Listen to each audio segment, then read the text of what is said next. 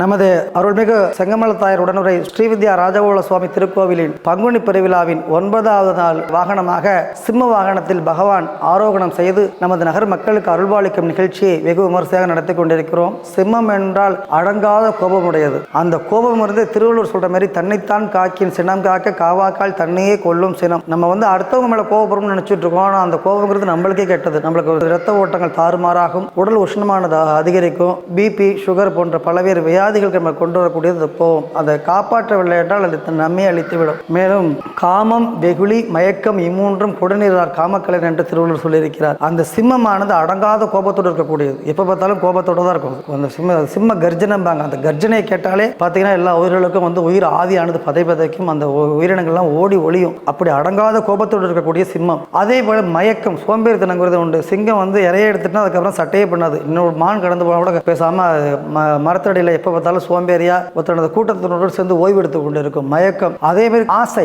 அதாவது இந்த காட்டுக்கே நாம தான் ராஜாவா இருக்கணும், தலைமையேற்று நடத்தணும்னு சொல்லிட்டு எல்லா உயிரினங்களையும் விரட்டி அடிக்கக்கூடிய ஒரு ஆசை. இந்த 3 குணங்களுக்கும் ஒரு உதாரணமாக இருக்கக்கூடியது சிங்கம். அப்படிப்பட்ட அந்த ஆணவமாகிய கோபம் படைத்த சிங்கத்தையே அடக்கி அதை தன்னுடைய வாகனமாக கீழ் நிறுத்தி அதில் பகவான் ஆரோகணித்து வருகின்றார். இதோட தாற்பயம் என்னன்னு பார்த்தோம்னா, நம்ம மனசுலயும் எல்லாமே இருக்கும். யார் நம்ம மனசுல உள்ள ஆணவம், கண்மம், மாயை போன்ற முக்குணங்களையும் நீக்கி, சோம்பலை நீக்கி, கோபத்தை நீக்கி நமது மனசை ஒரு பிருந்தாவனமாக்கி பகவான் கண்ணன் அங்கு விளையாடக்கூடிய இடமாக நாம் மாற்றுகின்றோமோ அந்த இடத்தில் நமது பகவான் ஆரோகணம் செய்து நமக்கு ஹிருதய சுத்தியையும் வாழ்க்கையில் மேம்பாட்டு மேன்மைகளையும் நமக்கு வழங்குவார் என்பது என்னுடைய தாற்பயம். அதே போல் கோபம் கொண்ட பிடரி சிலிர்த்தேலும் சிங்கத்தை அடக்கி தன்னுடைய வாகனமாக கொண்டது போல் நாமும் நம்முடைய கோபத்தை அடக்கினால் பெருமாள் நம்மளுக்கு மனத ஹிருதயத்தில் அமர்ந்து அருள் புரிவார் என்பது இதனுடைய தாற்பயம். அதை விளக்கும்படியான இந்த சிம்ம வாகனம் பங்குனி பிரம்மோற்சவத்தின் 9வது நாள் நிகழ்ச்சியாக இதனை நடத்தி வருகின்றோம். இதனை தாலுகா ஆபீஸ்